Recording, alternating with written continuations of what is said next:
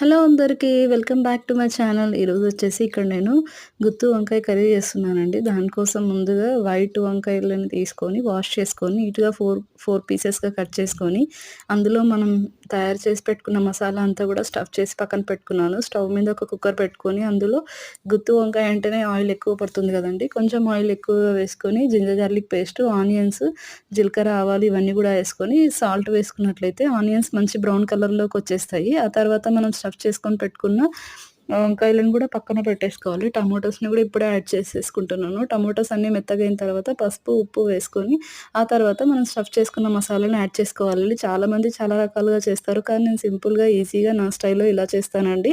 ఎక్కువ మసాలాలు వేయకుండా మా ఇంట్లో ఎక్కువ మసాలాలు ఇష్టపడరండి. స్పైసీగా తినము. అందుకనే ఇలానే చేస్తాను నేను. చాలా సింపుల్‌గా, టేస్టీగా, ఈజీగా చాలా బావుంటుంది. ఇది రోటికి గానీ, రైస్‌లో గానీ సూపర్ అంటే సూపర్ టేస్టీగా ఉంటుంది. ఈ వీడియో నచ్చినట్లయితే లైక్ చేయండి, షేర్ చేయండి, సబ్స్క్రైబ్ చేసుకోండి.